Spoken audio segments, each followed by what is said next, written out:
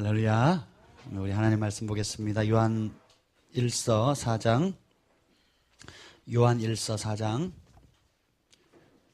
15절부터 16절 말씀입니다.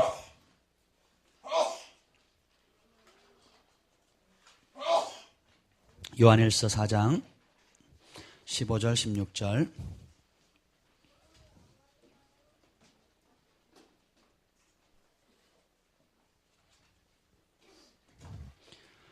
요한일서 4장 15, 16절 우리 한 목소리 읽겠습니다. 시작. 누구든지 예수를 하나님의 아들이라 시인하면 하나님이 그의 안에 거하시고 그도 하나님 안에 거하느니라. 하나님이 우리를 사랑하시는 사랑을 우리가 알고 믿었노니 하나님은 사랑이시라. 사랑 안에 거하는 자는 하나님 안에 거하고 하나님도 그의 안에 거하시느니라. 아멘. 주님의 사랑을 계시하여 주옵소서. 성령님 이 시간에 오셔서 진리의 빛을 비춰주시고 그 말씀이 우리의 영혼 가장 깊숙한 곳에 말씀의 씨앗으로, 생명의 씨앗으로, 치유와 하나님 자유의 씨앗으로 하나님 심기게 하여 주옵소서. 그래서 그 씨앗이 30배, 60배, 100배 결실 맺게 하여 주시고 오늘도 하나님 그 말씀으로 말미암은 자유함과 말씀으로 말미암는 기쁨과 말씀으로 말미암는 소망과 권능을 경험하는 복된 예배 되도록 축복하옵소서. 성령님께서 친히 이 말씀의 빛을 비추실 것을 기대합니다. 믿습니다. 사랑합니다. 예수님의 이름으로 기도합니다. 아멘. 한 주간 잘 지내셨습니까, 여러분? 네, 어제 또 저희 수원에 가가지고 또 맛있는 소고기 파티를 했습니다. 섬겨주신 분들께 진심으로 감사를 드립니다. 아멘. 다음번에 누가 해주실지 기대가 돼요. 네, 너무 성도가 믿음 안에서 교제하는 것이 굉장히 큰 축복입니다. 예, 말로 다 할 수 없는 복이고, 왜냐하면 각자 안에 예수님의 영이 계시기 때문에 그 예수님의 영은 즐거움의 영이고 또 기쁨의 영입니다. 천국에서 누릴 수 있는 모든 것들을 우리가 죽어서 누리는 것이 아니라 바로 오늘 지금 이 순간 누릴 수 있습니다. 시편에 보면 주의 임재 앞에는 영원한 즐거움이 있다 그랬어요. 아멘. 즐거워하는 사람 옆에는 친구가 많습니다. 슬퍼하는 사람 옆에는 친구가 없어요. 그죠? 학교에서 요즘 왕따 시키잖아요. 근데 요즘은 그 왕따를 시키는 게 아니라 사람들이 스스로 세상을 따돌려 버려요. 그래서 자기 혼자 자기 우물에 갇혀버립니다. 근데 예수님이 들어오면 예수님 안에는 큰 기쁨이 있습니다. 그래서 여러분들이 내가 죽어봐야 천국 가겠다 하는 사람은 거의 99.9% 지옥에 갈 확률이 높습니다. 천국은 지금 누리는 것이다. 아멘. 회개하라. 천국이 10년 뒤, 20년 뒤, 죽은 뒤가 아니에요. 문둥병 환자에게 회개하라. 천국이 가까이 왔다. 그래서 30년 뒤에 천국 가서 건강해지라는 게 아니죠. 천국이 뭡니까? 예수님이 계신 곳이 천국이에요. 예수님이 다스리는 곳이 천국입니다. 아멘. 지옥이 뭡니까? 예수님이 안 계신 곳이에요. 예수님이 다스리지 않는 곳이 지옥입니다. 여러분 가정에 예수님이 다스리면 뭐가 있겠어요? 천국이 있습니다. 여러분 가정에 교회는 다니고 직분은 있고 종교는 기독교라 할지라도 예수님이 다스리지 않고 예수님이 계시지 않으면 어떻게 돼요? 불화가 있고 괴롭고 슬프고 아픔과 고통과 질병과 여러 가지 것들이 있겠죠. 근데 지금 여러분의 삶 가운데 예수님을 다스리면 여러분이 천국을 운반하는 자가 돼요. 아들이 있는 자에게 생명이 있고 아들이 없는 자에게는 생명이 없다 그랬어요. 그 생명은 목숨을 부지하는 이 생명을 말하는 게 아닙니다. 그 생명은 뭐냐면 하늘에 있는 천국에 있는 모든 충만함을 얘기하는 거예요. 아멘. 그래서 기쁨과 세상에 어떤 폭풍이 온다 할지라도 요동치 않는 평강이 있습니다. 아멘. 환경과 상관없는 제자들은 폭풍의 배 가운데 죽겠다, 우리가 죽게 된 것을 주님 안 돌아보십니까? 우리가 죽을 지경인데 잠만 자고 계십니까? 라고 얘기를 했죠. 근데 예수님은 동시에 두 세계를 살고 있었습니다. 그 폭풍이라는 죽음의 위협 가운데 예수님은 무엇을 더 크게 인식했습니까? 폭풍이 일어나는 환경을 더 인식한 것이 아니라 예수님이 오신 그 하늘의 세계, 천국의 세계, 하나님이 통치하는 그 세계에 늘 연결되어 있는 거예요. 그리고 그 세계 안에 살았습니다. 그렇기 때문에 죽음의 위협조차도 다니엘과 세 친구들이 그 용광로 풀무불 가운데 들어갈 수 있었던 용기가 어디 있었습니까? 왜요? 느부갓네살 왕이 통치하는 것이 아니라 사드락, 메삭, 아베느고의 삶을 느부갓네살 왕이 통치하는 것이 아니라 누가 통치하는 거예요? 하나님이 통치하는 거예요. 누구의 다스림을 받느냐가 중요합니다. 사드락, 메삭, 아베느고는 바벨론 제국의 마귀의 제국이죠. 하나님을 거역하는 정말 악한 제국 가운데서도 누구의 다스림을 받습니까? 만군의 여호와의 통치하심을 받는 거예요. 그럴 때는 어떻게 해요? 죽음도 무서워하지 않는 담대함이 생깁니다. 그리고 그 현실을 돌파할 수 있는 능력도 생겨요. 단순히 개인의 고집이나 아집이나 신념이 아닙니다. 하나님은 약속하셨고 약속하신 것을 이루시고 자기 성품을 스스로 거스릴 수 없는 분이세요. 약속하면 반드시 지키시는 분입니다. 사람은 바꿀 수 있지만 환경에 따라 취소도 하지만 하나님은 약속하시면 바꾸지 않으신다는 것입니다. 다니엘도 사자굴에 던져질 때 누구의 통치를 받습니까? 왕의 명령의 통치를 받지 않아요. 한 달만 기도 안 하면 되는데 거기에 목숨을 걸어요. 왜요? 그는 땅의 법의 통치를 받는 것이 아니라 하늘의 법, 하나님의 법의 통치를 받기 때문입니다. 그렇기 때문에요. 사자도 아무렇지도 않은 겁니다.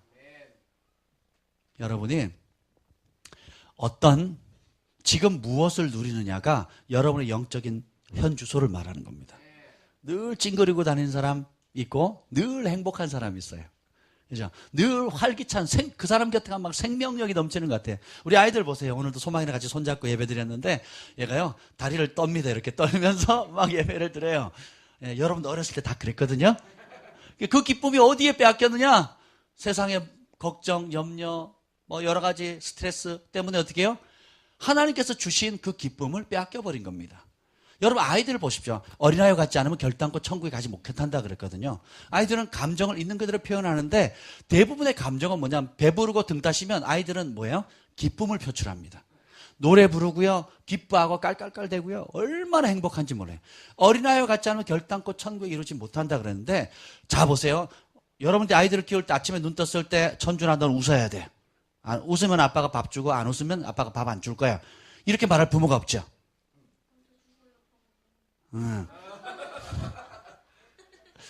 요즘 우리 사랑이가 유치원에 갔는데 이제 아이들끼리 무슨 얘기 유치원 아이들의 주제가 뭐냐면 똥이에요. 똥. 그리고 청개구리 싫어요. 뭐 3살 미운 3살 4살이잖아요. 싫어요. 뭐 안 해요. 못 해요. 막 한참 이걸 배울 나이에요. 그리고 아이들이 제일 많이 쓰는 단어가 똥입니다. 그래서 똥이라 그러면 막 깔깔대고 웃어요. 여기 안 웃는 사람 비정상이에요. 왜냐? 주의 영이 계신 곳에 자유함이 있고 기쁨이 있습니다. 죄가 물들기 전, 세상에 물들기 전 하나님이 원래 창조했을 때, 이 아이들이 태어났을 때의 모습들을 보면요 기쁨으로 충만합니다. 별것도 아닌데 막 깔깔깔깔하고 웃어요. 아침에 제가 눈 뜨자마자요 우리 소망이가 딱 눈을 떴어요. 그러더니 저 멀리 제가 작은 방에 있고 걔가 이제 그 침실방에 이렇게 눈을 뜨더니 가만히 앉아 있는 거예요. 저를 보는 거예요. 그래서 잘 잤냐고 제가 굿모닝 그랬어요. 그랬더니 반응이 없어요. 그래서 제가 아빠 봐. 그리고 제가 멀리서 다른 방에서 fire 그랬어요. 그때 어떻게 하는 줄 아세요? 앞으로 쿡 꼬꾸라지는 거예요.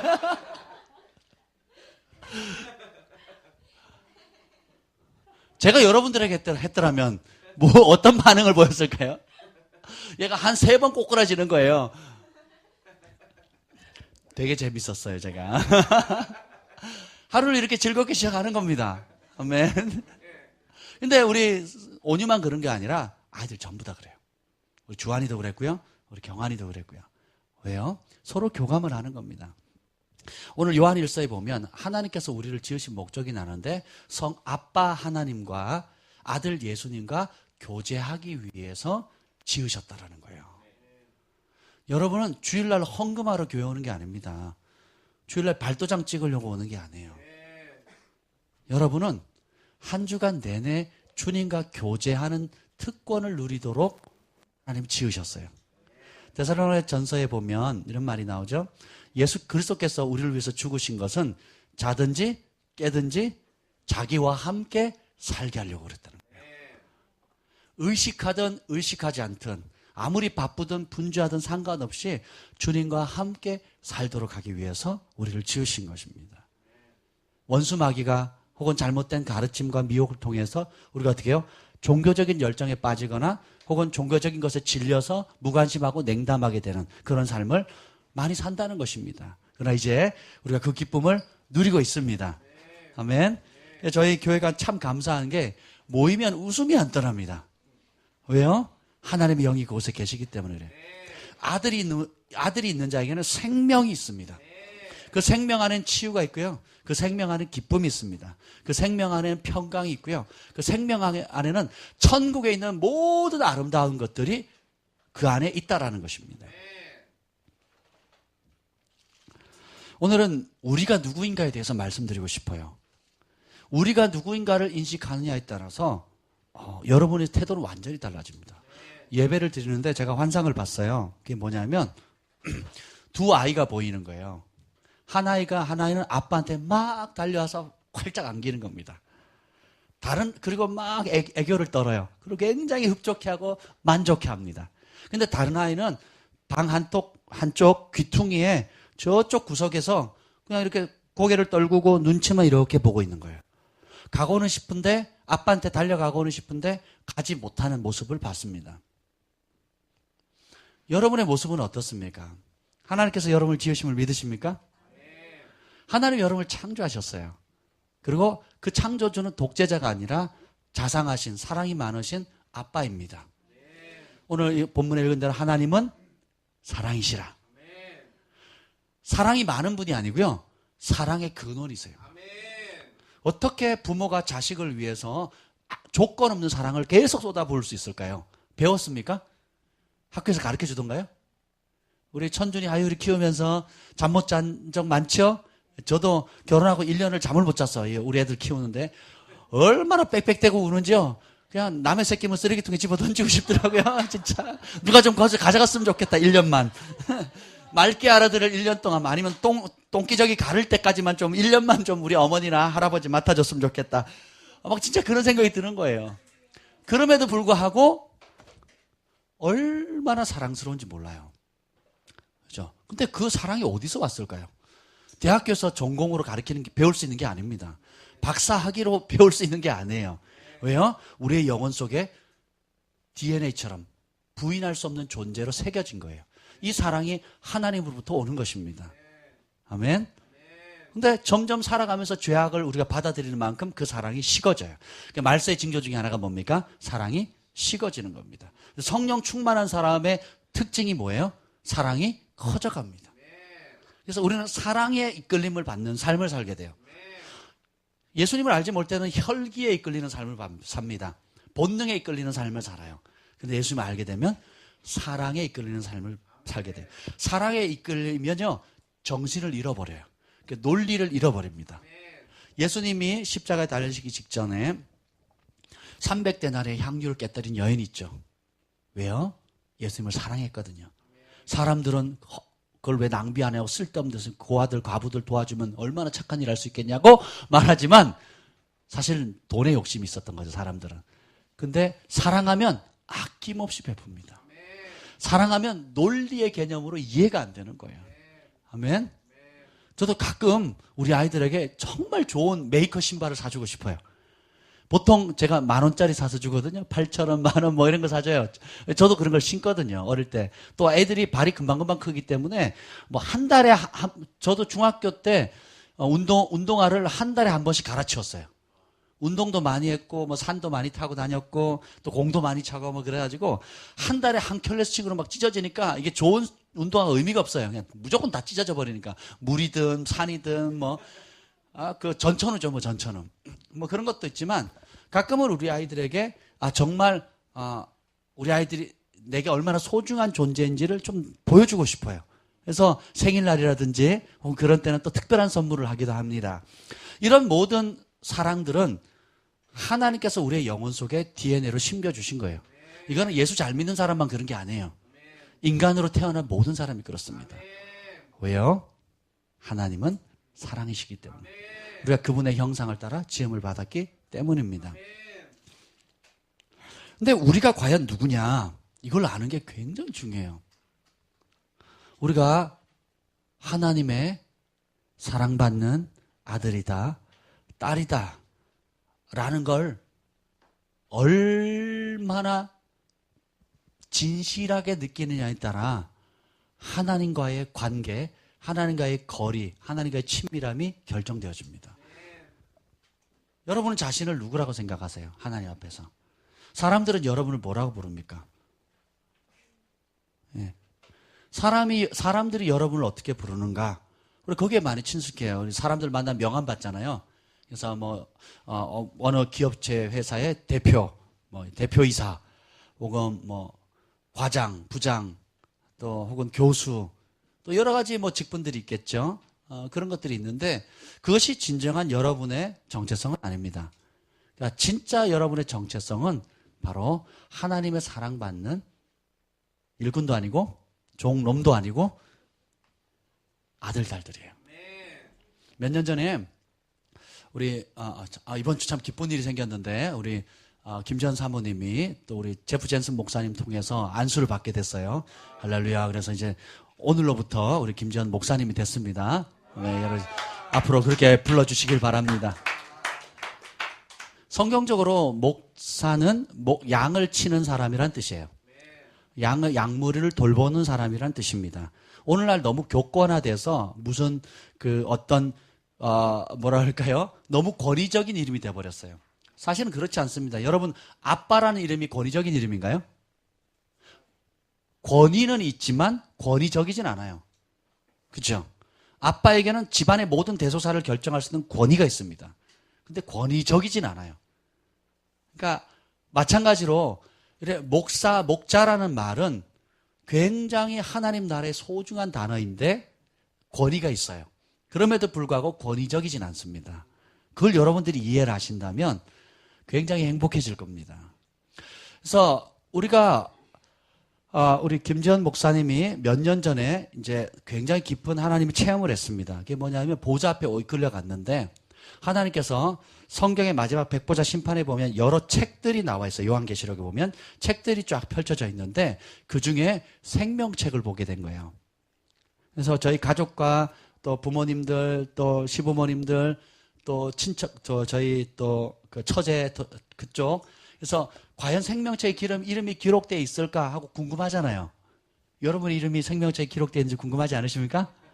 네, 그래서 이름을 확인하기 시작하는 겁니다. 그랬더니 아무개 이름 쭉 나가는데 어떤 이름은 빛나고 어떤 이름은 서서히 사라지고 어떤 이름은 금색이고 굉장히 다양한 이름들이 이제 각자 우리 가족들의 이름이 이제 적혀 있는데 어떤 이름은 또 사라져 가고 있는 거예요. 지워져 가고 있는 거예요.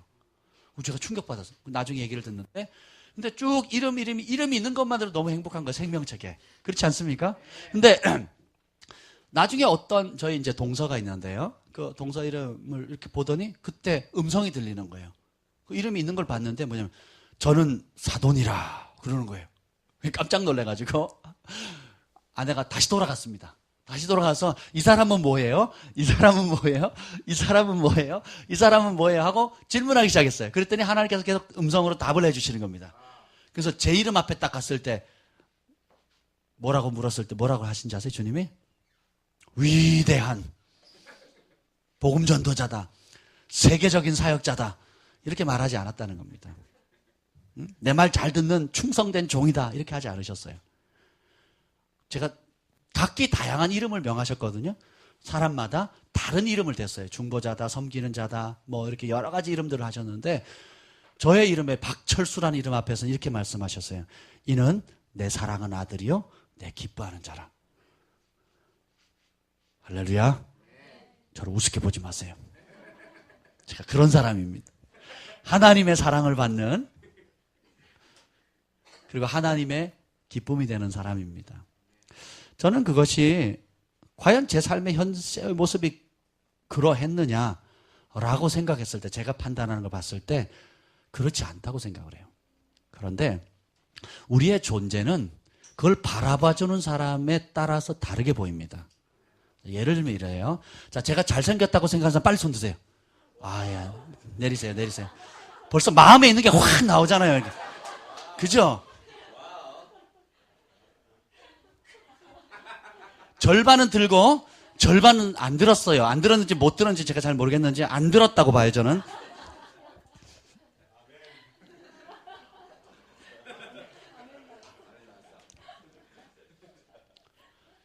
청춘 남녀가 서로 데이트를 해서 사랑에 빠져서 결혼을 합니다. 그래서 옆에 주변 사람들이 뭐라고 얘기해요? 콩깍지가 켰지, 콩깍지가 켰지. 그래서 다 뭐예요? 지 눈에 안경이지. 이렇게 얘기를 하는 거예요. 옆에서 보면 진짜 어떤 커플은 너무 안 어울리는 커플이잖아요. 남자는 아주 잘생겼는데 여자는 못생겼거나, 여자는 아주 예쁜데 남자가 못생겼거나, 아니면 어떤 사람 배경이 너무 좋은데 다른 사람 너무 안 좋은 거예요. 그러니까 이렇게 봤을 땐 너무 안 어울릴 것 같은 사람인데 너무 좋아하는 거예요.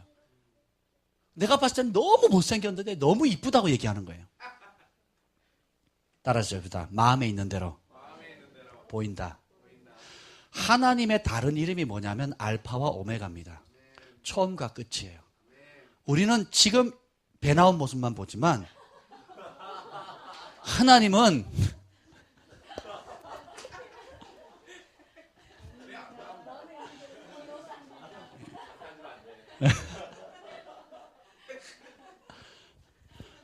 우리는 지금의 실패한 모습이나 지금의 성공한 모습에만 관심이 있어요. 우리는 사람들 주변에 있는 사람의 지금의 모습이 어떠한 것에 그 이상을 바라보지 못합니다. 그리고 사실 지금 있는 모습도 그대로 잘 못 봐요. 자기의 선입견, 편견, 또 여러 가지 것들을 봅니다. 그런데 하나님은 처음도 보시고 과정도 보시고 끝도 처음처럼 보세요. 그래서 뭐라고 해요? 너는 내 사랑하는 아들이다, 내 기뻐하는 자다 라고 말씀을 하시는 겁니다. 하나님이 사랑하는 아들아, 사랑하는 딸아, 내가 너를 얼마나 기뻐하는지 아느냐 라고 얘기를 하면 그 사실을 받아들이는 게 믿음이에요. 그 믿음을 하나님이 기뻐하신다 그랬어요. 나는 실패했는데요, 나는 잘 못하는데요, 나는 할 수 없는데요 라고 인정하는 것은 믿음이 필요해요, 안 필요해요? 왜요? 사실이니까. 그렇잖아요. 여러분 각자의 부족함, 연약함들이 있죠. 그것을 인정하는 데는 믿음이 필요해요, 필요하지 않아요? 필요 없습니다. 근데 내가 실패하는데 너는 성공자다, 내가 패배했는데 너는 승리자다, 나는 가난한데 너는 부자다, 나는 병드는데 너는 나았다 라는 하나님의 음성, 약속에 대해서는 받아들이는데 믿음이 필요해요, 안 해요? 필요합니다. 왜요?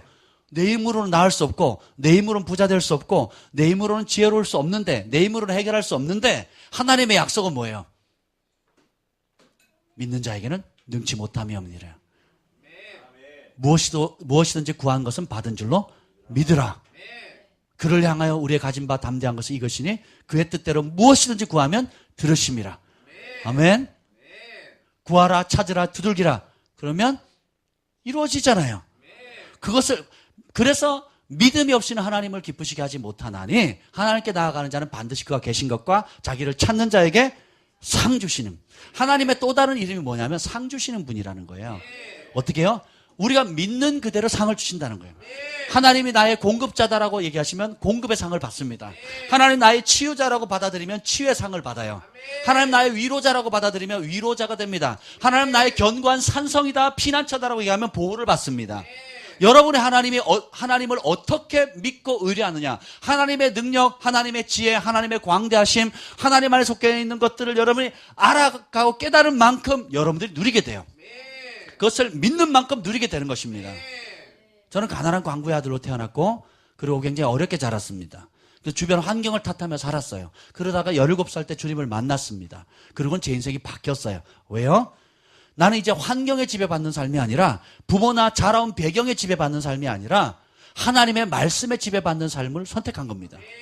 요셉의 삶을 볼 때, 다니엘의 삶을 볼 때, 다윗의 삶을 볼 때 그들의 공통점은 뭡니까? 하나님 앞에 의인이었는데 어려움을 당하는 거예요. 말씀 따라 진실하게 살아오면 살수록 굉장히 어려워졌어요. 그런데 어려웠지만 실패자가 아니었어요. 어려움이 깊어지는 만큼 큰 기적을 나타내는 하나님의 통로가 되었어요. 죽음의 위협이 커질수록 그들은 어떻게 생명의 능력을 바라는 자가 되었습니다. 절망의 깊이가 클수록 소망의 빛을 바라는 강력한 하나님의 사람이 됐다는 거예요. 그들의 하나님이 바로 우리 하나님이에요. 요셉의 하나님이 나의 하나님입니다. 다윗의 하나님이 나의 하나님이에요. 모세의 하나님이 나의 하나님이신 겁니다. 그들이 어떻게 그렇게 쓰임 받았습니까? 상 주시는 하나님을 바라봤기 때문에요. 전쟁에서 승리를 주시는 승리자 하나님, 질병을 고치시는 여호와 라파의 하나님, 내 삶에 필요한 부분들, 삶의 모든 것을 인도하시는 목자 되시는 하나님, 때를 따라 공급하시는 여호와 이레의 하나님, 각기 자신의 하나님을 아는 만큼, 경험하는 만큼 자신도 누리게 되는 것입니다. 우리의 존재는 뭐냐면 어떤 경쟁에서 아는 누구가 아니라, 비교당하는 누구가 아니라, 또 교회에서 열심히 일하는 일꾼으로 부름받은 것 이전에 하나님과 사랑의 교제를 하도록 가족으로 부름을 받았습니다. 여러분, 한 사람 한 사람이 가족이에요. 그래서 예수님이 우리의 머리이시라 그랬고 우리는 그분의 지체라고 얘기를 했습니다. 또 예수님이 우리 안에 계신대요. 하나님 나라는 여기 있다 저기 있다 하는 것이 아니라 너희 속에 계시니라.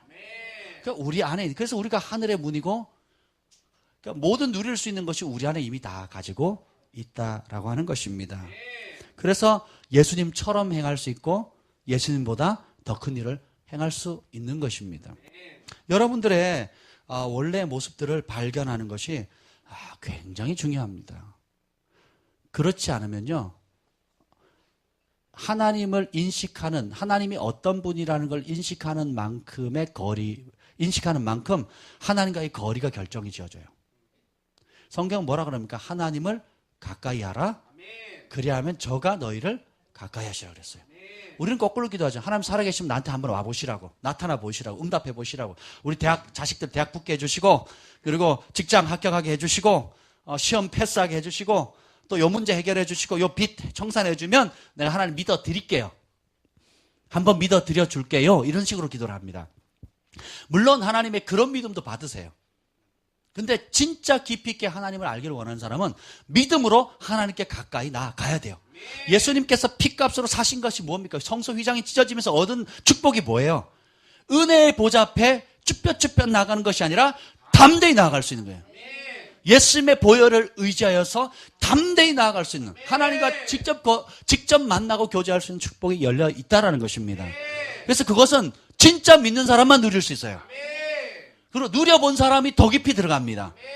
우리가 더 깊이라는 그 찬양을 불렀죠. 사랑 안에서 얼마만큼 가까이 갈 수 있느냐? 여러분, 주님을 사랑하는 만큼 가까이 갈 수 있어요. 사모하는 만큼 가까이 갈 수 있습니다. 믿는 만큼 가까이 갈 수 있는 거예요. 작년에 우리 사랑이가 5살 때 이런 말을 했어요. 제가 그 말 때문에 울었어요. 차 타고 오다가. 사랑이가 어느 날, 사랑이가 기분 나쁘면 어떻게 얘기하는 줄 아세요? 자기가 화가 나면 이렇게, 나 엄마 뱃속에 들어가 버린다. 그리고 안 나올 거래요. 이게 우리 아이의 발상이에요. 그러니까 자기 기분 나쁘면 나 엄마 뱃속에 들어가서 안 나온대요. 그러니까 다시 못 본다는 거죠. 이게 이제 화났다는 표현이에요. 근데 어느 날 갑자기 저한테 이런 얘기를 하는 거예요. 둘이 있는데 이렇게, 아빠는 내가 있어줘서 고맙죠. 이해가 안 되세요? 아빠는 내가 있어줘서 고맙지요. 굉장히 당돌하게 느껴졌어요, 처음에는. 근데 뒤집어 놓고 생각하니까 이 아이가 도대체 어디서 이런 건강한 정체성을 가졌을까? 도대체 어떻게 이런 말을, 만 4살짜리 아이가 이런 말을 할 수 있을까? 여러분이 한번 생각해 보세요. 하나님 앞에 섰을 때, 교회 기도하러 나오든지 개인적인 문제를 가지고 나올 때 이런 기도 해본 적 있어요? 하나님 아빠, 내가 있어줘서 고맙죠?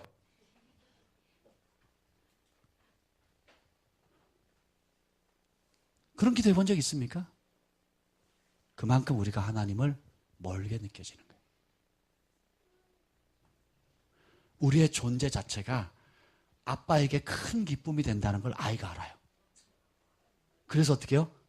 우리 아이들 보세요. 당돌하게 요구합니다. 밥 달라 그랬죠. 그리고 뭐 해달라 그랬죠. 영화 보여달라 그랬죠. 또 뭐 끝도 없이 달라. 뭐 거머리 새끼도 아니고 다고. 끝없이 달라 그래요. 그러면 우리가 피를 빼주듯이 계속 빼줍니다. 시골에 논매를 가면 옛날에는 요즘 농약 쳐서 옛날에는 제가 어릴 때만 들어가도 거머리가 발에 달라붙었거든요. 되게 기분 나빠요. 안 떨어져요. 막 계속 피 빨아먹고 몸이 계속 불어나거든요. 개배록 아세요? 개배록? 캐나다에 가면 개배록이 있어요. 제가 봤는데 달라붙으면요 피를 뽑아먹는 만큼 몸이 커져요.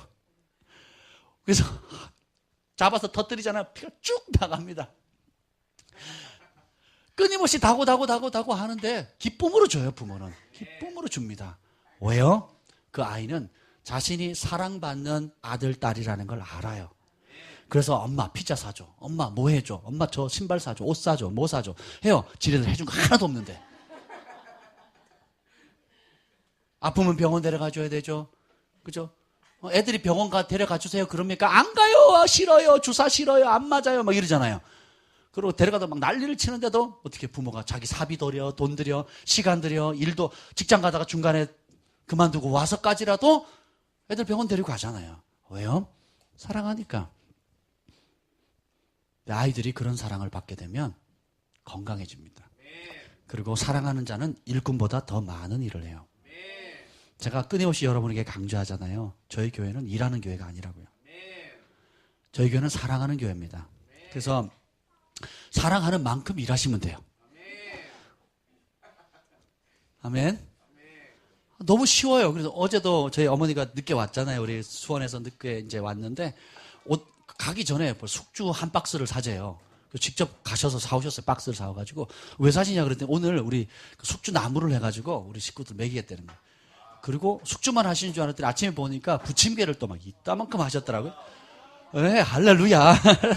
저도 김치 부침개 좋아하는데 하셨더라고요. 그래서 아니 제가 그랬거든요. 오늘 일찍 가야 되니까요. 어머니 일찍 주무세요. 우리 전부 다 일찍 자자고. 이제 아침에 일어나는 걸 너무 힘들어하니까 애기들 세 데리고 오는 게 쉽지 않잖아요. 그래서 그랬는데 막 늦게까지 이제 그걸 한 겁니다. 그래서 그걸 보면서 야 사랑하면 피곤이 무색하구나라는 생각을 했어요. 그렇지 않습니까? 그래서 결국은 사랑하는 사람이 행복합니다. 사랑을 받아도 행복하지만 사랑하는 사람이 행복해지게 돼 있어요. 그래서 하나님 나라는 사랑의 나라입니다. 그래서 그 사랑을 느끼기 전까지는 그냥 사랑만 받으시면 돼요. 예, 교회 아무 일도 안 하시면 됩니다. 일할 필요가 없어요. 그냥 받으시면 돼요. 예. 그리고 사랑이 느껴지면 그때부터 보이는 대로 하시면 돼요. 성전이 왜 지저분하지? 그게 지저분하다고 보이는 사람이 뭐예요? 청소하는 거예요.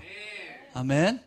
왜 음식이 부실하지라고 느끼는 사람이 음식을 가져오시면 되는 거예요. 아멘. 특식이 먹고 싶다 이러면 내가 특식을 섬길 때가 됐나 보다 이렇게 생각하시면 돼요. 건물이 왜 이렇게 좁지? 그러면 내가 건물을 살 때가 됐나 보다 이렇게 생각하시면 돼요. 이해가 되시죠? 참 작년부터 계속 하나님께서 우리에게 건물 주신다고 예언해 주셔서 너무 감사해요. 이번에 제프 젠슨 목사님도 100만 불을 누가 준다는 예언하셨어요. 설교 하시다 말고 중간에 갑자기 막 예언하시는 거예요. 그래서 그런 예언은 아멘하고 받는 겁니다. 우리 중보팀하고 여러분 함께 계속 기도해 주시기 바랍니다. 비즈니스맨이 와가지고 도와주겠대요. 그래서 빨리 오시기를 예수님으로 축복합니다. 우리 교회 이름이 뭐죠? 글로벌이 뭐죠? 뜻이? 뭐 지구촌, 열방, 온 세계, 이런 뜻이 되겠죠? 하나님께서 이 교회를 세우셨어요. 요즘에 그런 생각을 해요, 제가. 내가 어떻게 목회할까라는 생각보다 하나님이 우리 교회를 세우셨다면 하나님의 세우신 마음은 뭘까? 이런 생각을 해요. 샴볼츠 목사님이 예언을 하는데 보통 우리가 이렇게 예언하잖아요. 제가 어떤 계시나 이런 걸 받으면 이 사람에 대해서 예언을 하잖아요. 제가 받은 말씀을 예언하잖아요. 근데 샨 목사님은 그렇게 안 하시더라고요.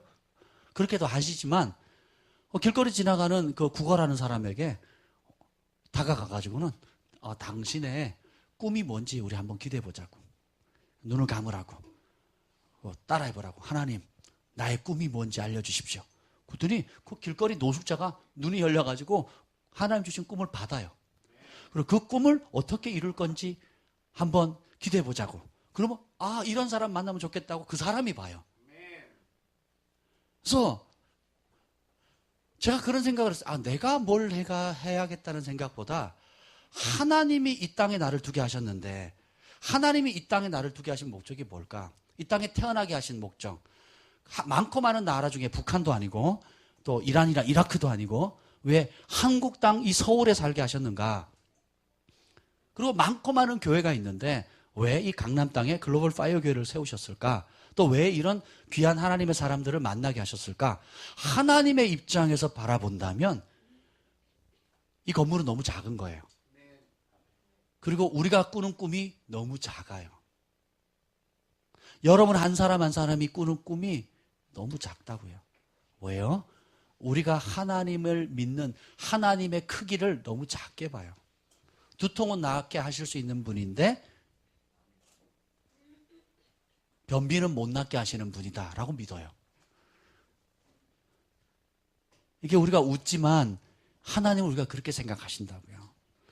우리 아이 대학교 보낼 수 있는 지혜를 주시는 하나님이시지만 나에게 새로운 사업을 할 수 있는 만큼의 재정이나 돕는 사람의 능력을 줄 수 있는 분이라고는 생각을 안 하는 거예요. 그죠?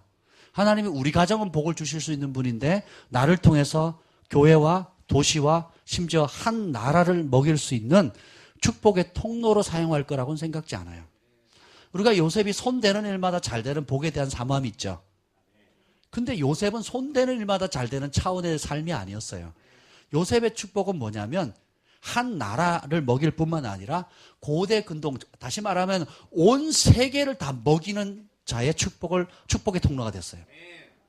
제가 교제하다가 얼마 전에 돌아가신 온누리교회 장로님 계셨는데 그분의 평생 소원이 뭐였는지 아세요? 제가 그 소천한 이후에 그 아들한테 들었습니다. 제가 참 눈물이 나더라고요. 그분의 일평생 소원이 뭐였냐면 정말 신실한 크리스찬 기업가였는데 일평생 소원이 뭐냐면 이거였어요.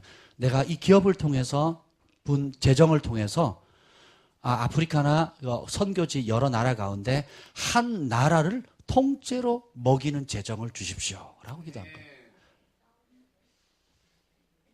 그 외에 여러 가지 많은 일들을 하셨지만 그분의 진짜 평생의 소원은 한 국가를 맡는 거예요.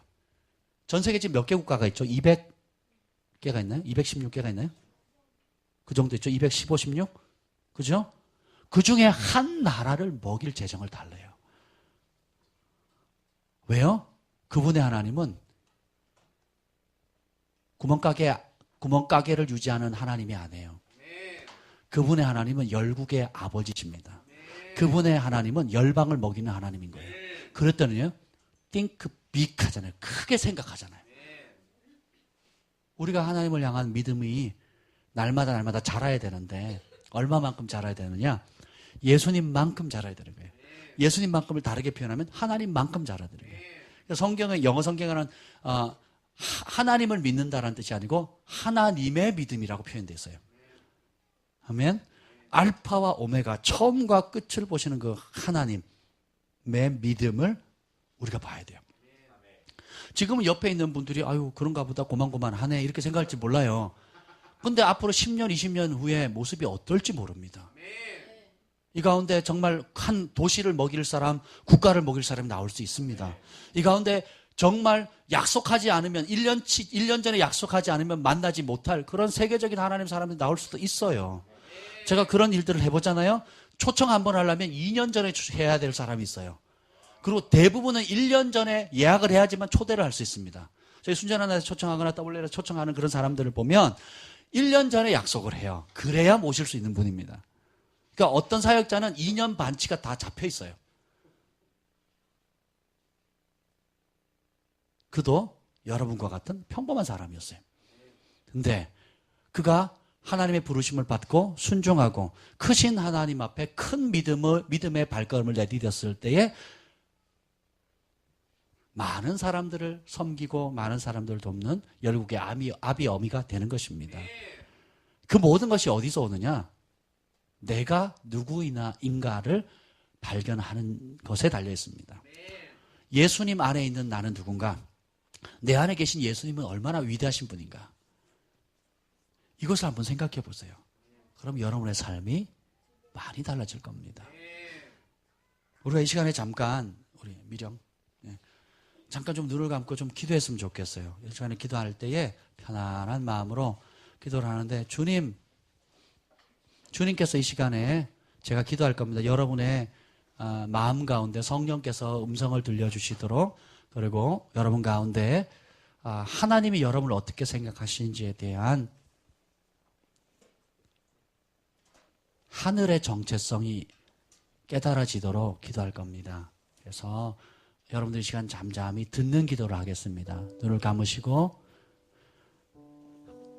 하나님, 나는 나를 이렇게 생각하는데 하나님은 나를 어떻게 생각하세요? 라고 한번 기도해 보세요. 하늘의 생명책에 기록된 나의 이름은 무엇입니까? 이기는 자에게 흰 돌을 주고 또 그 위에 새 이름을 새겨주겠는데 받은 자 외에는 아무도 그 이름을 알지 못한다 그랬습니다. 이 시간 잠깐 여러분, 우리가 기도할 때, 하나님, 우리 부모님은 나에게 박철수라는 이름을 줬는데 하나님은 나에게 어떤 이름을 주십니까? 내 현재 모습은 이뤄서 나는 나 자신을 이런저런, 때로는 실패자로, 유약한 존재로, 혹은 잘 넘어지는 자로, 또 이런저런 모습으로 나를 생각하는데 하나님은 나를 어떻게 생각하세요? 라고 우리 시간 잠깐 기도하겠습니다.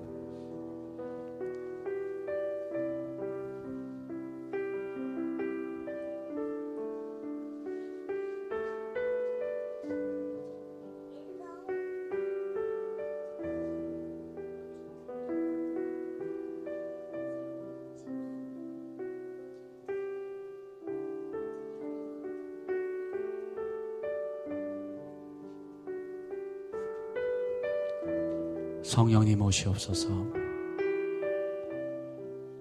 성령님 오셔서 예수님 안에 있는 우리의 진짜 모습을 발견하게 하옵소서.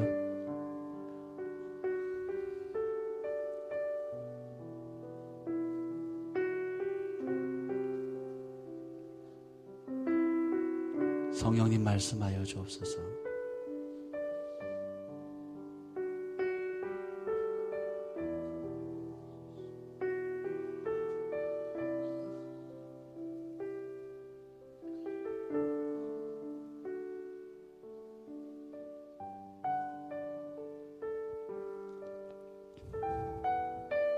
여러분 마음 가운데 잔잔한 감동으로, 혹은 이 기도를 시작하자마자 바로 떠오르는 어떤 단어라든지 그림이 있을 겁니다.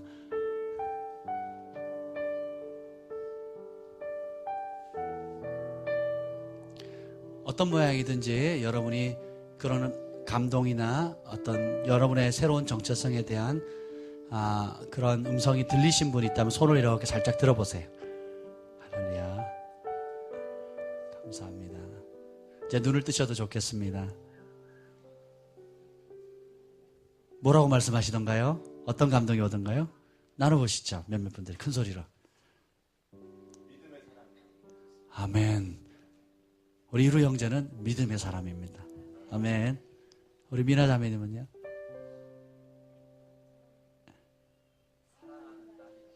나의 사랑하는 딸이라고. 아멘. 승진 자매님? 열국의 어미. 아멘. 세라네요. 그죠? 아멘. 아멘. 여러분에게는 그냥 웃을 수 있는 이름일지 모르겠지만 당사자에게는 굉장히 소망과 큰 힘이 되는 말씀입니다. 아멘.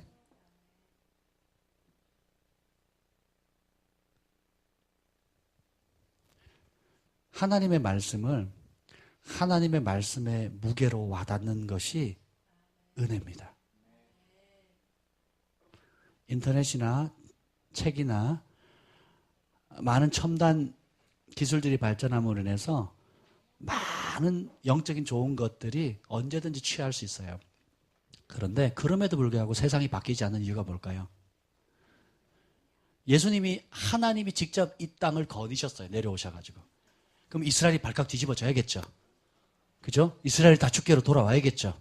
이스라엘의 하나님 나라가 지어져야 되겠죠. 그런데 어떻게 해요? 제일 먼저 동생들이 안 받아들여요. 두 번째 누가 안 받아들여요? 마을 사람들이 안 받아들입니다. 너 기저귀 차고 다닐 때는 내가 다 아는데 내 아들하고 개울에서 가재 잡던 거 내가 다 봤는데 코 찔찔 흘리던 목수 아니야 목수. 목수의 아들에 너 목수가 무슨 메시아가 될 수 있겠냐고. 받아들입니까? 안 받아들입니까? 안 받아들여요. 그래서 죽은 자가 다시 살아나서 메시지를 전한다 할지라도 모세와 선지자들의 얘기를 안 받아들일 사람은 안 받아들인다는 거예요. 왜요? 마음의 문제이고 하나님 우리에게 자유의지를 주셔서 선택할 수 있도록 하셨거든요. 그런데 반대로 마치 그 수로보니게 여인처럼 개에게는 자녀의 떡을 먹이지 않는다라고 얘기를 했을 때 그 여인이 뭐라 그럽니까? 개도 주인의 상에 떨어진 부스러기 먹습니다. 하는 가난한 마음을 가진 사람에게는 하나님 나라가 임하는 겁니다.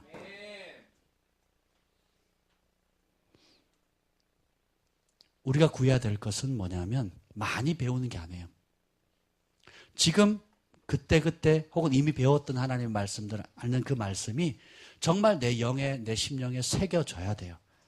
그리고 그대로 살아내고 누릴 때까지 침노에 들어가야 됩니다. 싸워 나가야 되는 거예요. 치유의 하나님에 대한 말씀이 부딪혔다. 치유를 얻을 때까지 돌파해 나가는 겁니다. 공급의 하나님에 대한 말씀이 부딪혔다. 그러면 공급이 이루어질 때까지 돌파해 나가는 거예요. 아멘. 그래서 제가 어릴 때 너희 가운데 지혜가 부족하느냐 꾸짖지 않고 후히 주시는 하나님께 구하라 라는 말씀을 붙들고 기도했어요. 지혜를 구했습니다. 저는 검도 선수였고 강원 도대표였어요. 운동부가 공부를 잘할 환경이 아니죠. 저희 때는 그랬어요. 요즘은 어떤지 모르겠어요. 그래서 굉장히 잘했습니다. 제가 아침 운동, 새벽 운동, 오전 운동, 오후 운동, 야간 운동을 했어요. 전국체전 나갈 때는 그렇게 열심히 운동을 했습니다. 그러다가 예수를 만났어요. 그러니까 공부를 중학교 3년을 검도를 했으니 공부할 여력이 안 되죠. 시합 기간이 되면 몇 개월 전부터 오전 수업밖에 안 합니다. 오후에 수업을 못 들어요. 그리고 시합이 가까우면 아예 그 수업도 못 듣고. 그게 이제 그 도민체전만 나가도 그렇거든요. 전국체전 나가려면 아예 3개월, 6개월 집체를 합니다. 도대표를 각 학교에서 뽑아가지고 6개월간 집체를 하거든요. 새벽, 오전, 야간 운동까지. 밤낮으로 그것만 하거든요. 그러고 공부를 하려니 얼마나 어려웠겠습니까? 그래서 당연히 따라가기가 어려우니까 제가 뭐라고 기도했겠어요? 너희 가운데 지혜가 부족하냐? 꾸짖지 않고 후히 주신 하나님께 구하라. 그리하면 주시리라. 그리고 내 길을 여호와께 맡기라. 그리하면 그 길을 지도하시리라. 그 말씀 붙들고 어떻게 한지 아세요? 수업 공부하고 쉬는 시간에 잠언서 한 장 읽고, 공부하고 잠언서 한 장 읽고, 공부하고 뭐 성경 한 구절 읽고, 그렇게 하면서 그리고 하루에 3시간씩 기도했어요. 잠은 하루에 서너 시간밖에 안 잤습니다. 그렇게 열심히 공부도 하고 열심히 기도도 했어요. 그런데 하나님께서 고등학교 들어갈 때부터 기적을 행하셨어요. 어떻게 고등학교 들어갈 때 그 시골 학교였지만 1등이 된 거예요. 수석으로 들어갔습니다. 그 사람들이 학교 선생님들이나 저 친구들이요 기적이 일어났다 그랬어요. 운동부가 1등을 했다는 건 너무 기적이에요. 어떻게 찍는 것마다 다 맞았어요. 모르는 문제 찍었거든요. 그것도 다 맞아요. 그래서 하여튼 근데 더 놀라운 건 뭐냐면 그 성적이 3년 내내 유지됐다는 거예요. 이거는 그때가 어땠냐? 집에서 쫓겨나서 도서관에서 자고 교회에서 잤어요. 3년을요. 그러니까 저희 어머니가 그랬어요. 네가 탈선하지 않은 것은 그것 때문에 내가 하나님을 믿었다. 탈선할 수밖에 없는 상황에서 제 주변 환경은 그랬는데 오히려 학교는 모범생이죠. 성적 그대로 유지가 되죠. 또 교회에서나 그러니까 왜요? 꾸짖지 않고 후회 주시는 하나님의 그 지혜에 대한 말씀이 부딪혔고 구했어요. 구하는 자에게 어떻게 해요? 하나님이 주신다 그랬잖아요. 안 구하면 안 줘요. 필요한 것들은 줘요. 그러니까 구하지 않아도 우리 당연히 때 되면 밥 먹여야 되잖아요. 근데 그래서 예수님께서 나병 환자에게 물어요. 뭘 해주기를 원하느냐 이래 물어요. 꼭 물어보세요. 소경에게 묻습니다. 나사렛 예수여 우리를 불쌍히 여겨주십시오 하고 얘기를 하면 가서 그래 뭘 해주렴? 라고 물으세요. 왜요? 구하는 자에게 주셔요. 원하는 자에게 주십니다. 우리는 로봇가 아니에요. 여러분의 인격적인 선택, 의지적으로 마음을 열어야지만 하나님의 축복이 들어옵니다. 사탄도 마찬가지예요. 여러분이 죄악에 대해서 문을 열지 않는데 사탄이 그냥 들어올 수 없어요. 여러분은 의지적으로 원했기 때문에 문들이 열리는 겁니다. 축복의 문도 원했기 때문에 열리는 거고요. 저주의 문도 여러분이 의도하든 의도하지 않든 원했기 때문에 열리는 겁니다. 아멘. 그래서 예수님께서 원하느냐라고 묻는 거예요. 그래서 여러분들이 정말 하나님을 어떤 하나님으로 생각을 하세요? 여러분이 아들이라면, 딸이라면, 그리고 정말 만군의 여호와께서 우리의 아버지라는 것을 그거 하나만 생각해도 평생을 묵상해도 다 이해가 안 될 겁니다. 그렇지 않습니까? 그럼 그것을 내 삶 가운데 누리셔야 돼요. 너무도 감사한 것이 하나님 저희 공급자라는 것을 어릴 때부터 알았습니다. 왜냐하면 저희 부모님은 제가 신학하는 것, 이렇게 목회하는 것 자체를 반대를 하셨어요. 목회 사역을 하고 있는데도 저보고 그랬어요. 공무원 시험 봐라, 공무원 시험 봐라 그러셨어요. 공무원들 평생 어려우시지 않다니까 그냥 공무원 시험 봐라. 맨날 그러셨어요. 지금 요즘은 그런 말씀 안 하시는데 그러셨다면, 그러니까 신학교 가는 걸 반대하셨고 핍박하셨기 때문에 저 도움을 받을 수가 없었어요. 근데 하나님께서 저의 공급자 되어주셨습니다. 그래서 서울신대 학부대학원 나오고 태플 트리지 나오고 또 유학도 가게 되고 또 그 외에도 가서도 또 여러 학교를 또 다녔어요. 한국에 들어왔더니 또 여러 학교를 섬기게 하시고. 그러니까 평생 저는 학교를 해야 되나 봐요. 공급하시는 하나님에 대한 믿음이 들어왔기 때문에 제가 어떤 담대함이 생긴지 아세요? 사도행전 2장 3장을 보면서 사도들의 발 앞에 사람들이 부흥을 경험하고는 어떻게 해요? 자기 재산을 갖다 바치죠. 사도들이 그걸 공평하게 나눠주지 않습니다. 따라서 필요를 따라. 필요한 곳에 그 재정이 가요. 그러니까 필요가 없는 사람한테는 안 갑니다. 부자들한테 먹을 게 필요해요? 부자들한테 입을 옷이 필요하냐고요? 안 간다. 그럼 뭐예요? 가난한 자, 외투가 한 벌밖에 없는 사람이 옷이 필요하겠죠. 점심 먹을 밥이 없는, 쌀이 없는 사람에게는 필요하겠죠. 하나님 나라는 필요한 자, 원하는 자에게 가는 거예요. 그래서 제가 필요를 구하는 법칙을 알았어요. 그 필요를 구하는 법칙이 뭐냐면 내가 하나님 앞에 그리고 사람 앞에 내 양심 안에 꺼리낌이 없고 하나님 나라를 위한 거라면 그 필요하다고 느끼면 무엇이든지 구했어요. 뭐 등록금 필요하다 그러면 등록금이 와요. 유학 가고 싶다 그랬더니 전액 장학금이 왔어요. 할렐루야. 그리고 제가 저는 아이패드 얘기를 했잖아요. 아이패드 관심이 없어요. 저는 맥북이 싫어요. 이해가 안 돼요. 저는 뭐 이렇게 싱크를 시키면 이쪽에 있는 자료를 이쪽으로 옮기고 싶은데 이쪽 자료는 없어지고 이쪽에 있는 자료가 일로 넘어가 버리는 거예요. 아이폰도 그렇고 막 화가 났어요. 그래서 필요를 못 느꼈는데 뭐 여러 가지 몇 가지 누가 설명을 해주는데 필요가 느껴져요. 그래서 필요하다고 얘기한 지 얼마 되지 않아서 몇 주가 안 됐어요. 2주도 안 됐는데 아이패드가 들어온 겁니다. 할렐루야. 그래서 제 삶에 하나님이 공급하시는 것에 대한 만족도가 굉장히 높습니다. 제 환경은 상관이 없어요. 월세를 못 내는 상황이 되든 아니면 당장 내 주머니에 단돈 10,000원이 없는 그런 상황이 됐다 할지라도 부족함을 못 느끼는 거예요. 왜요? 필요면 하나님 공급해 주시니까. 근데 그 필요를 초월하는 하나님의 약속이 있어요. 그게 뭐예요? 심지 않은 것, 신명기 법에 의하면 심지 않은 것을 거두게 되고 짓지 않은 집을 살게 되고, 이건 초자연적인 은총입니다. 어떻게 받아요? 아버지의 유산을 받으면 돼요. 각자 성경 속에, 전에는 제가 사도행전의 말씀을 통해서 필요를 따라 구하면 주신다는 이 믿음으로 10몇 년을 살아왔거든요. 역사했어요. 근데 이제는 어떻게 해요? 그 믿음보다 더 편한 믿음이 있어요. 뭐예요? 신명기법입니다. 예수님은 나와 복음을 위해서 고난받으면 100배의 복을 받되 핍박과 더불어서 이 땅에서 받고 내세의 영생을 얻지 못할 자가 없다 그랬거든요. 100배 받거든요. 근데 구약의 법은 1000배입니다. 1000배. 할렐루야. 그러면 내가 여러분 100배를 받으실래요? 1000배를 받으실래요? 무엇을 따라서? 말씀에 기록되어 있는 하나님의 약속에 대한 믿음을 따라서입니다. 어떤 사람은 병원에 가서 내가 수술을 받아야 낫겠다고 믿는 사람은 수술을 받아서 낫습니다. 병원에서 의사 선생님이 지어주는 약을 먹고 낫겠다고 하는 사람은 약을 먹고 낫습니다. 어떤 사람은 내가 죽으면 죽었지, 내가 그냥 죽을 때까지 기도해서 하나님과 쇼부 보겠다 하고 하는 사람은 그렇게 해서 또 낫습니다. 또 그렇게 해서 그 믿음이 작동 안 해서 죽기도 합니다. 그리고 병원에서 수술 받아서 살겠다고 수술 받았는데 죽는 사람이 있듯이 내가 이 믿음대로 죽을 때까지 기도하다가 실제로 죽는 사람도 있단 말이에요. 어느 쪽이든 뭐예요? 각자 자기 믿음대로 역사하는 겁니다. 그래서 오라 우리가 여호와를 알자, 힘써 여호와를 알자. 여호와를 알 때 이 하나님이 어떤 분인가를 알게 될 때에 아는 그대로의 복을 누리게 되는 겁니다. 제가 최근에 영화를 만드는 분을 만났어요. 그랬더니 특히 이스라엘에 관련된 영화를 만드는 분인데 제3성전이라든지 또 무슬림들이 어떻게 초자연적으로 예수님을 만난지에 대한 간증을 자료를 어마어마하게 모은 거예요. 그걸 영화를 만든답니다. 지금 후원자를 모집하고 있는데 정말 저희도 돕고 싶더라고요. 근데 초자연적으로 예수님 나타난 얘기를 막 하는 거예요. 그러면서 이제 이스라엘에 관한 정보들을 굉장히 많이, 이스라엘에 몇 번이더라? 38번인가?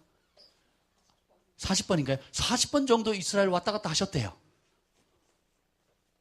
자, 그런 분을 알게 되니까 그분이 이메일을 보내주시는 거예요. 이스라엘과 유대 그 지역, 지금 이스라엘 근동 지역에 있는 벌어지는 정보를 저한테 주는 거예요. 왜요? 그분을 만나게 되고 알게 되고 교제하게 되니까 그분이 지난 40년, 50년 이상 쌓아놨던 인적 모든 정보들을 저한테 공유해 주시는 거예요. 그리고 제가 가지고 있는 또 좋은 정보들을 공유합니다. 그리고 그분이 만나고 있는 만날 수 있는 여러 제가 도저히 만날 수 없는 부류의 사람들을 만날 수 있는 문이 되는 거예요. 그래서 인간관계에서도 어떤 사람을 아느냐에 따라 그 사람, 사업하는 사람을 만나면 그 동종계에 있거나 연관된 사람들을 쭉 만나게 되죠. 제가 얼마 전에 어느 사모님이 암에 걸리셔가지고 아는 의사 선생님을 좀 소개해달래요. 그래서 저도 없는데요. 가만히 생각해도 어떤 분이 떠올랐어요. 그래서 소개했는데 나중에 막 전복 있죠, 전복. 살아있는 전복을 박스로 보내오신 거예요. 산채로. 왜 그러시냐 그랬더니 다른 병원에 막 큰 병원에 갔더니 안 된대요. 자리도 없고 뭐 진료 받는 것도 너무 힘드는데 목사님이 소개해 주신 그 의사 선생님 한 분 통해 가지고 바로 방을 얻고 또 그 병실도 싸게 들어가게 되고 그리고 치료도 엄청 이 병원에 갔더니 죽는데요. 어떤 병원에 갔더니 죽는데요. 근데 그 소개해 준 병원에 가니까 살 수 있고 그리고 여러 가지 최소 몸을 해치면서도 아주 빨리 회복할 수 있는 길들을 급속도로 문을 열어준 겁니다. 아니 똑같은 병원인데 똑같은 의사 선생님들인데 왜 다르게 얘기할까요? 그 기술의 차이, 경험의 차이, 노하우들의 차이가 있죠. 하나님도 마찬가지입니다. 똑같이 교회 다니고 똑같이 말씀을 믿고 똑같이 신앙생활을 하는데 그죠? 인터넷에 얼마나 많은 유명한 설교들이 있습니까? 근데 왜 내 것이 못 돼요? 진짜 여러분들이 그것을 부딪혀서 얻으셔야 돼요. 그리고 하나님이 진짜 하나님 화려한 말씀, 보기 좋은 말씀, 귀를 즐겁게 해주는 말씀이 아니라 진짜 성경에 기록되어져 있는 그 말씀을 그대로 여러분들이 취하셔야 돼요. 어린아이처럼. 그래서 예수님이 산상수원의 첫 번째 복이 뭐라 그랬습니까? 심령이 가난한 자는 복이 있나요? 원하느냐? 사모하느냐? 진짜 필요하냐? 진짜 그것이 내 마음의 소원이냐? 하나님 계속 물으시잖아요. 원하는 자가 누리게 됩니다. 누가복음에 보면 바리새인과 서기관들에서 예수님이 이렇게 말해요. 저희는 저희를 향한 하나님의 말씀을 저버렸다 이렇게 했어요. 뭘 저버렸다고요? 말씀을 저버렸대요. 말씀을 저버리는 것은 하나님을 버리는 겁니다.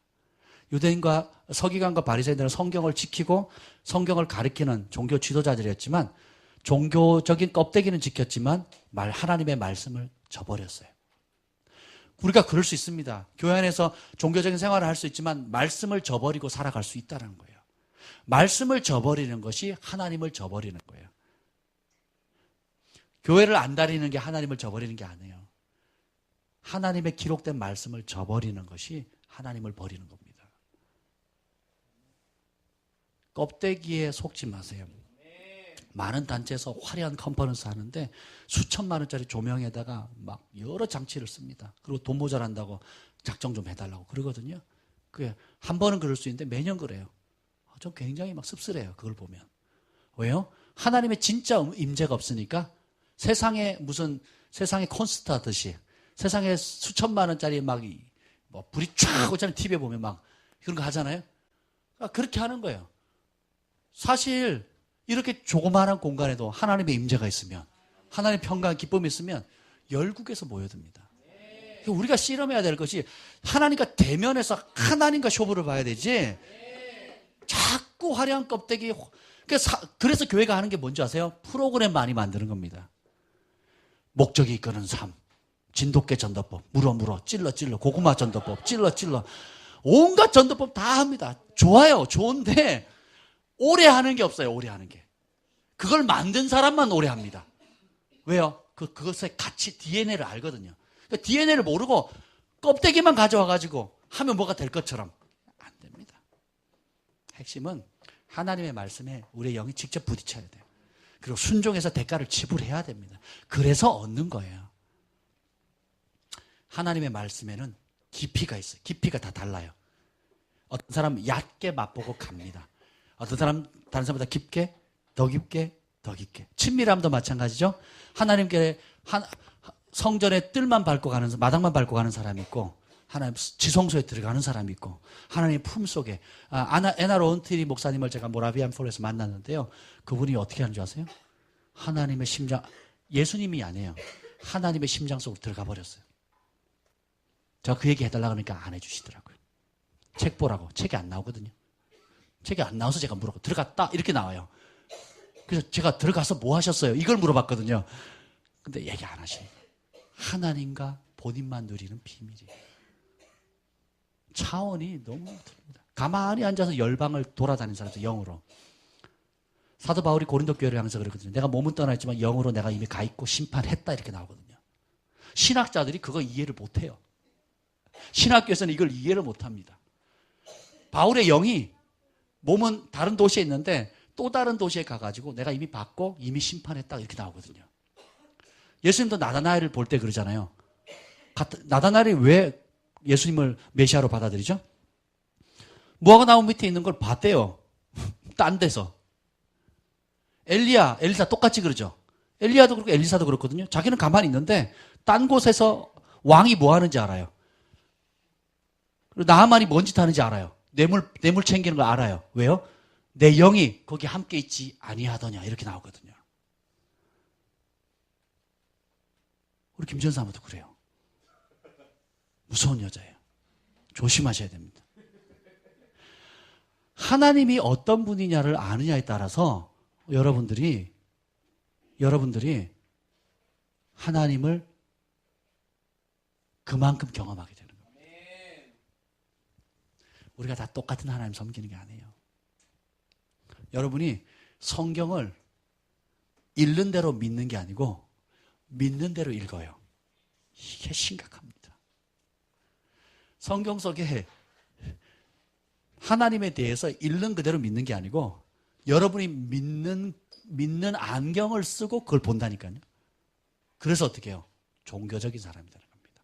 그래서 하나님을 경험하지 못하는 거예요. 그런데 읽는 그대로 믿게 되면 믿는 그대로 역사가 일어납니다. 그래서 여러분들이 하나님 안에서 내가 사랑받는 존재라는 것을 아시길 바랍니다. 요한일서를 특별히 여러분 보시면 우리가 어떤 존재인지에 대해서 너무너무 깊이 나와 있어요. 제가 이렇게 써놨잖아요. 이렇게 쭉 이만큼 이렇게. 그것도 모자라가지고 여기다가 보세요. 이렇게 보이나요? 이렇게 써놨거든요.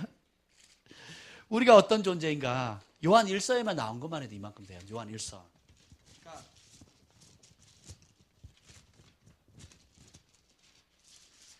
제가 간단히 몇 개만 읽어드릴게요.